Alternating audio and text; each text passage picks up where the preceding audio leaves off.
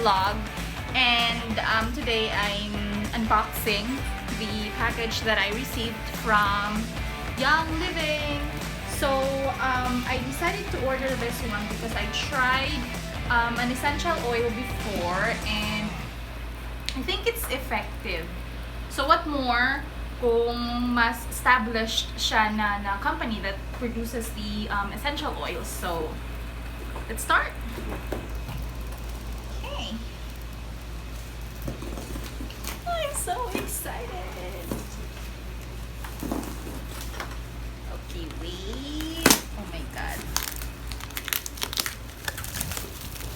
And actually, my friend Bea processed the order June 26th and it arrived today, July 3rd, kuya, right? So, ang bilis lang. Okay, wait. Okay. I'm sorry, this is my first time doing this.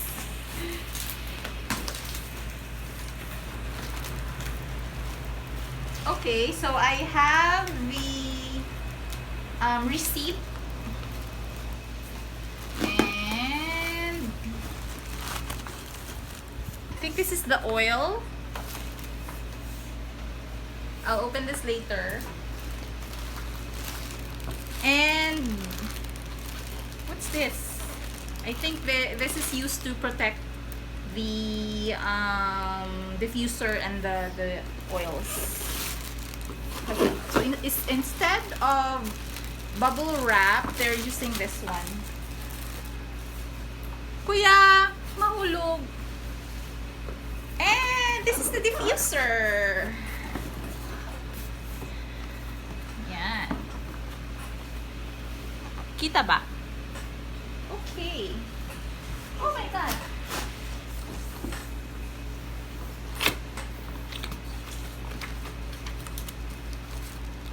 Okay, so we have the manual, which I'm going to read later on. What is this? Kuya, what are you doing? Okay, and then power cord.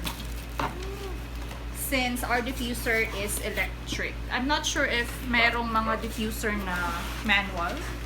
Meron ba? Sorry if magulo. Okay. So this is it. What is that? This is a diffuser. So I'm gonna set this up first and then I'll get back to you. Wait lang. So ibaba ko lang. Okay. So aside from the diffuser, we have free yung binigay na picture ni Bea is actually 5 bottles lang.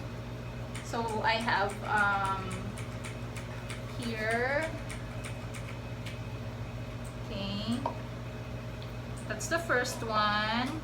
And then RC, peppermint,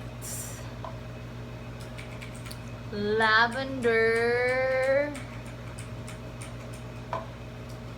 and lemon.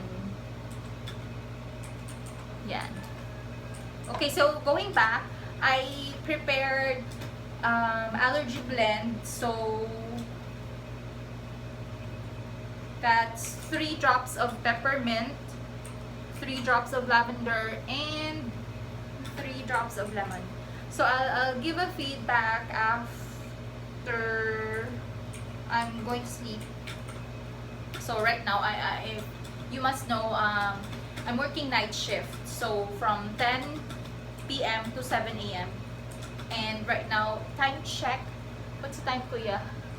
It's almost 3. So hopefully makatulog din ako.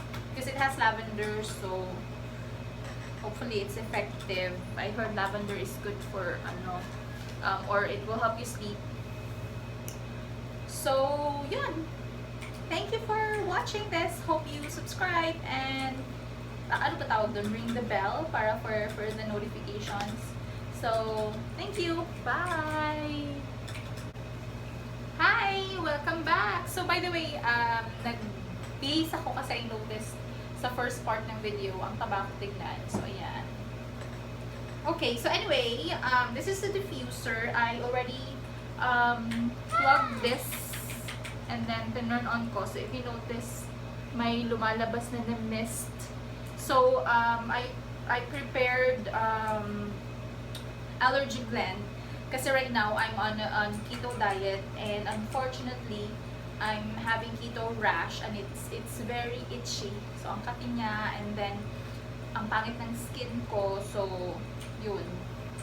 Hopefully effective. So, tingnan natin later after a couple of hours na continuous diffusing siya. Okay. So anyway, as mentioned earlier, I got this from a friend. So I got this from Bea. So she processed the order June 26, and dumating nga today, July 3rd. So I got a very good deal. Hi guys. So time check, it's 9:30. Usually nag-a-alarm ako ng 9:45 p.m. kasi yung shift ko starts at 10 p.m. So I still have time to turn on the computer and then start na yung work ko.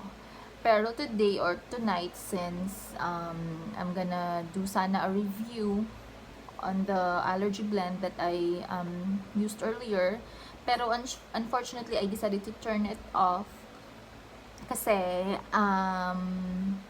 hindi kaya. Medyo mainit, and I'm not using the AC kasi nagtitipid ako. So, ayun nga, I decided to turn off the diffuser kasi I'm gonna use the fan. So, hindi siya effective if naka-turn off yung fan and then gagamit ng diffuser kasi, di ba, yung mist, hindi siya mapupunta sa akin.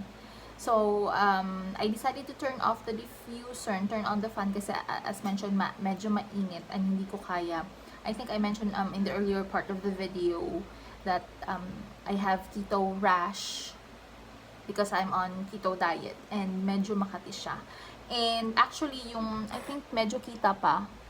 The rash started on my face, and medyo may bakas pa siya. Ayan. Eto, medyo mapula siya. Hindi siya medyo, mapula talaga siya nung start ng keto rash. And, ayan, may all over my face, meron pa. Tapos, yung malala is sa underarm ko. And very, very itchy. So, that's why I have to turn on the fan and itutok sa akin para makatulog ako. So, yun nga, I'll try to create another video para maka-review ng mas maayos nung allergy blend. So anyway, I'm just gonna talk about my keto rash. So I started keto diet May 7th, 2020, just this year. So from 38 na waistline, now it's down to 33. I'm going to create another video to talk or to para mas makita niyo yung journey ko sa keto diet and losing weight, and kung meron ba talagang improvement. So anyway, I'm gonna talk more about that dun sa video na yon.